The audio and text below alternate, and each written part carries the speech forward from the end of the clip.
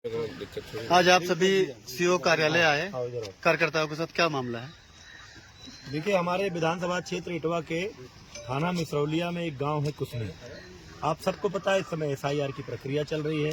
SIR की प्रक्रिया में जिन लोगों का नाम अभी तक मतदाता सूची में नहीं है या पहले था किसी कारण से इस समय नहीं है, उन सबको फार्म 6 भरने का अधिकार भारत निर्वाचन आयोग ने दिया है कि अपना नाम जुड़वाने के लिए फार्म 6 भर सकते हैं। इसी तरह से किसी गांव में अगर कोई मृतक है, कोई अनुपस्थित है, कोई कहीं बाहर दूसरी जगह मतदाता बन गया है, किसी तरह की आशंका अगर है, तो सभी पार्टियों के कार्यकर्ताओं के भारत निर्वाचन आयोग ने या किसी व्यक्तिगत व्यक्ति को भी, एक इंडिविजुअल को भी अधिकार दिया है कि वो फार्म 7 भर सकते हैं, नाम काटने के लिए आवेदन कर सकते हैं।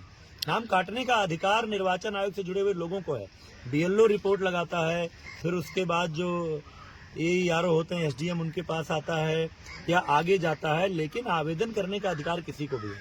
हमारे कार्यकर्ता विजय गौतम ने भी वहां पर फार्म 7 का आवेदन दिया और केवल आवेदन दे दिया। कुछ लोगों के नाम पर आपत्ति की, केवल आग्रह किया कि इनका जांच कर लिया जाए और अगर ये जेन्युइन वोटर नहीं है तो इनका नाम काटा जाए।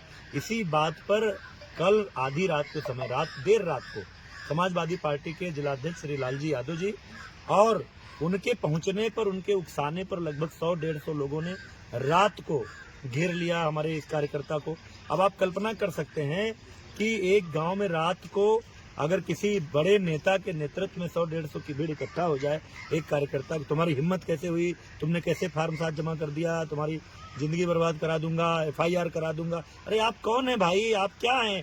आप न एसपी हैं न सीओ, आप कौन होते हैं एफआईआर? आप भी एफआईआर का आवेदन कर सकते हैं, जेन्युइन होगा तो एफआईआर होगा। आपको एफआईआर के लिए आवेदन करने का अधिकार है और उस कार्यकर्ता को फार्म 7 के लिए अधिकार नहीं है। रात को बात आई गई, खत्म हो गया। हम लोगों को जानकारी मिली, हमने पुलिस को सूचना दी कि देखिए उस गांव में किसी तरह की कोई अशांति ना हो, कार्यकर्ता को कोई असुरक्षा ना हो। रात की बात खत्म हो गई। सवेरे फिर आप एक जिम्मेदार पार्टी के जिलाध्यक्ष हैं, आपको किसी प्रक्रिया पर कोई आपत्ति है तो आप डीएम के यहाँ, एसपी के यहाँ, एसडीएम के यहाँ कहीं भी आप आपत्ति कर सकते हैं।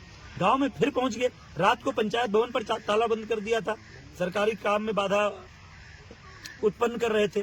सुबह फिर पहुंच गए और फिर से वही धमकी, एफआईआर करा दूंगा, ये करा दूंगा, मैं देखता हूं कैसे वो भाजपा का काम करेगा, क्या करेगा। लोगों की काफी शिकायत है। इस तरह से डरा हुआ था लड़का, इसलिए हमारी जिम्मेदारी थी कि हम अपने कार्यकर्ता के सम्मान और सुरक्षा की चिंता करें।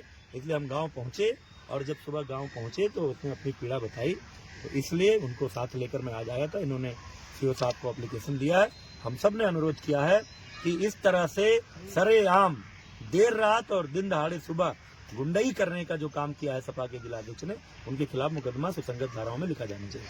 लोगों की काफी शिकायत है कि फार्म 7 भरकर गलत ढंग से नाम काटा जा रहा है। इस पे आपका नहीं, गलत सही क्या होता है? नाम काटने का अधिकार, फार्म, हम केवल आवेदक हैं।